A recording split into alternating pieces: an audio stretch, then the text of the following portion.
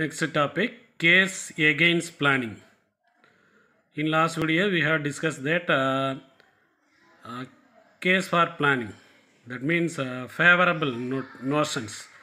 Planning காக என்னெல்லாம் favorable concepts இருக்கு. Now here we are going to discuss about against planning. Planning economy என்னெல்லாம் நடக்கும். Why they against for planning அப்படின்னு பார்க்கலாம்.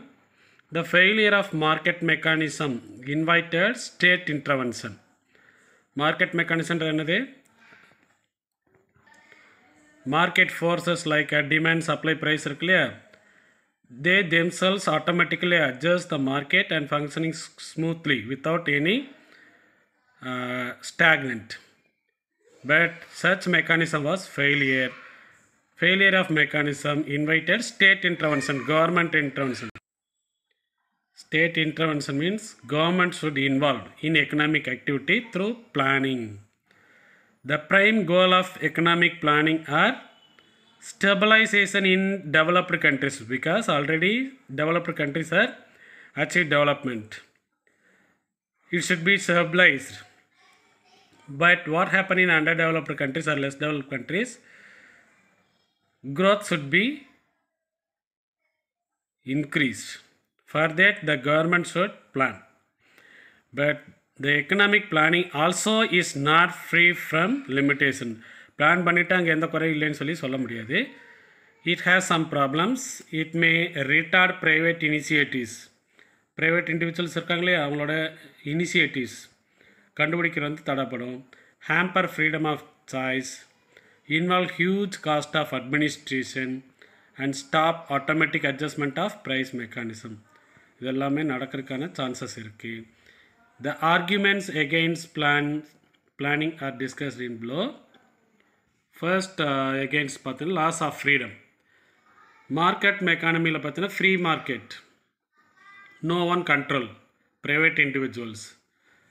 But in case of planning, full and fully controlled by government. So absence of freedom in decision making may act as an obstacle for economic growth. Economic growthக்கு தடையாக இருக்கும் எது freedom இல்லாமல் இருந்துச்சுன்னா. And regulations, restrictions are the backbone of planned economy.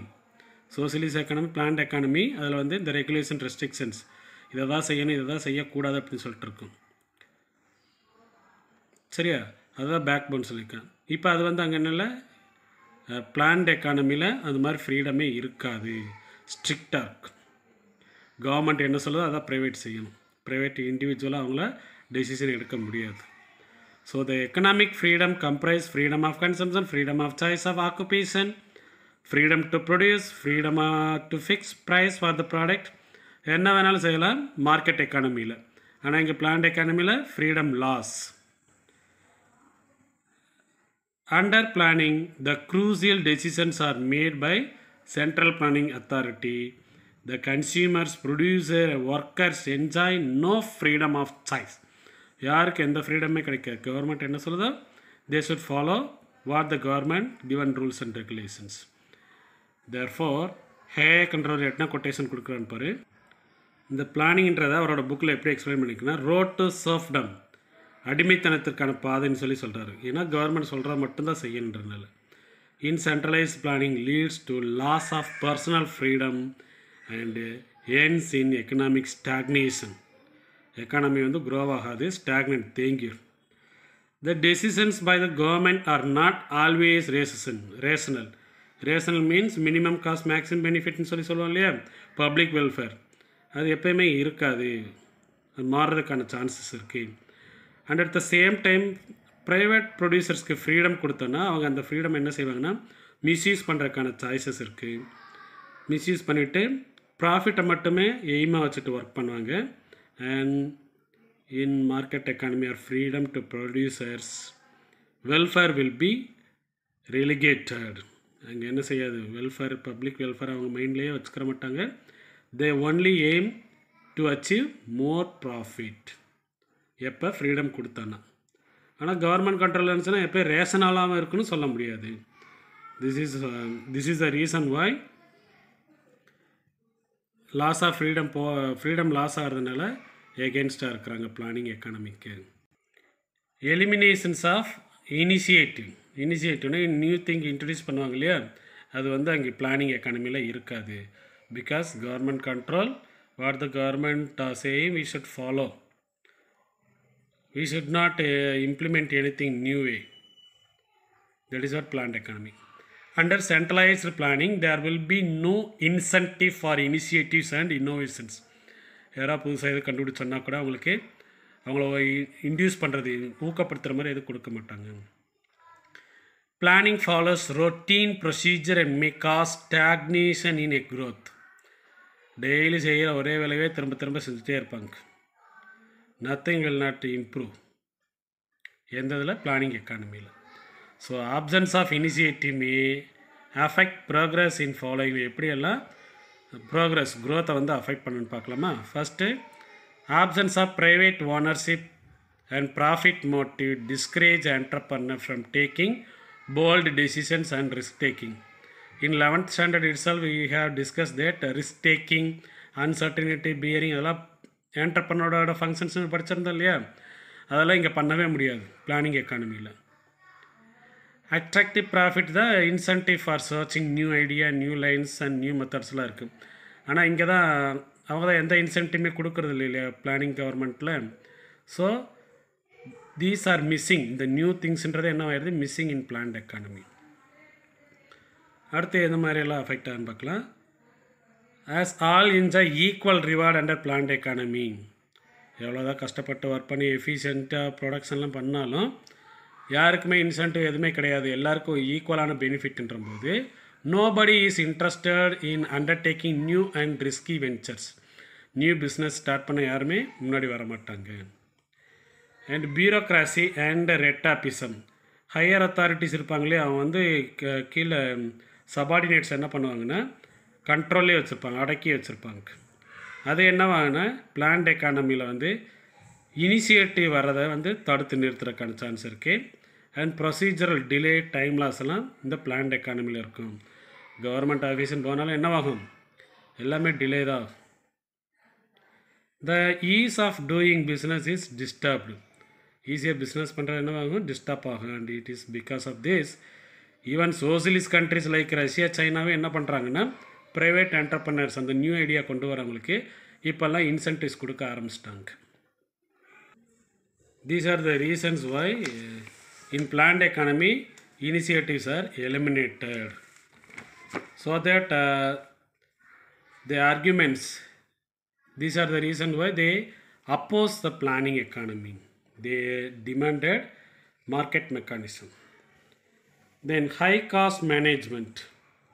No doubt the fruits of planning such as industrialization, social justice and regional balance are good. இதெல்லாம் achieve பண்ணி தான் பிளானிங்கே கொண்டு வராங்க. But the cost of management of economic affairs outweighs the benefits of planning. கிடைக்கிற பெனிஃபிட்ஸை விட இந்த industrialisation, social ஜஸ்டிஸ்க்காக ஸ்பெண்ட் பண்ணுற அமௌண்ட் இருக்கு இல்லையா, எக்ஸ்பெண்டிச்சர் வந்து ஹையாக இருக்கும்.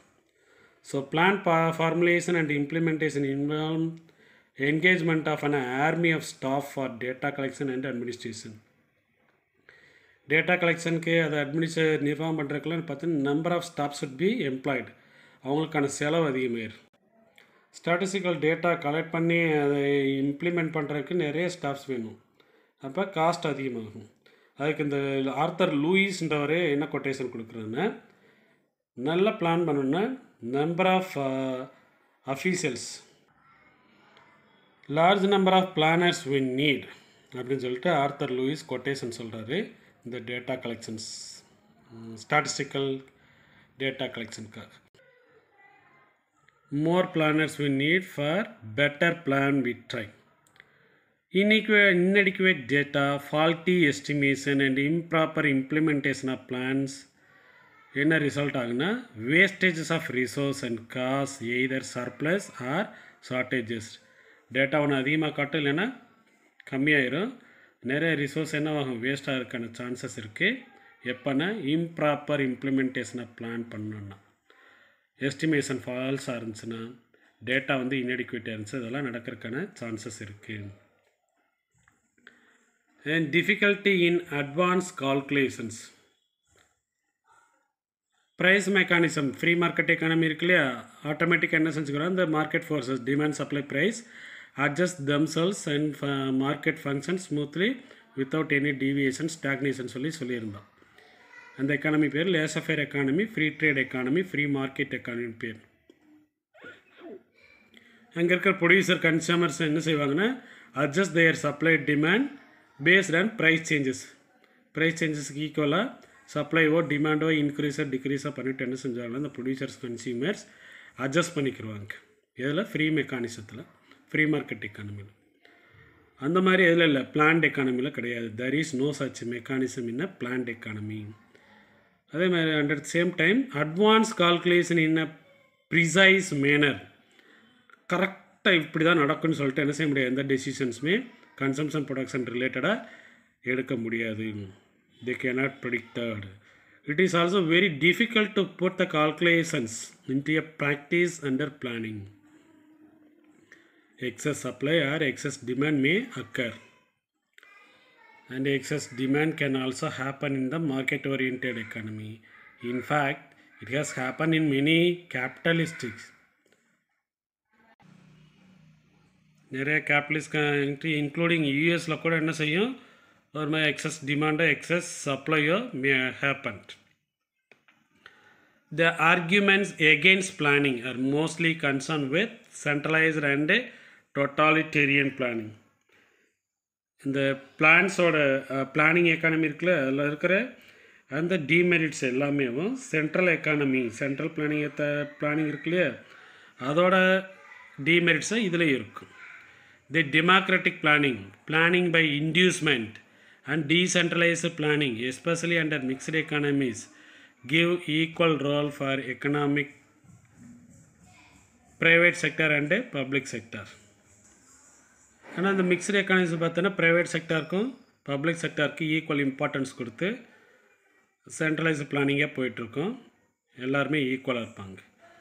பிளான்ட் எக்கானமி எப்படி more efficient operationally then the market economy. So the question is not enough plan or no plan, but one of the type of plan. ப்ராப்ளம்ன்றது வந்து பிளான் பண்ணணுமா வேணாமான்றதில்ல, சரியா. கவர்மெண்ட் இன்டர்வென்ஷன் ஆகிறதையும் மார்க்கெட் ஃபங்க்ஷன் ஆகிறையும் correct ப்ரப்போர்ஷன்ஸில் mix பண்ணோன்னா அங்கே என்னவாகணும், எக்கனாமிக் க்ரோத் அக்சலரேட் ஆகும். Accompanied by stability and social justice எல்லாமே சேர்ந்து வளரும். எப்போ, அட் ரைட் ப்ரப்போர்ஷன். எதை மிக்ஸ் பண்ணணும், market mechanism and state interventions. Socialism capitalism right proportion mix ஆகிருந்துச்சுன்னா கண்டிப்பாக அங்கே என்ன ஆகுனா எக்கனாமிக் க்ரோத் அக்சலரேட் ஆகும். Accompanied by stability and social justice. This is what case against planning.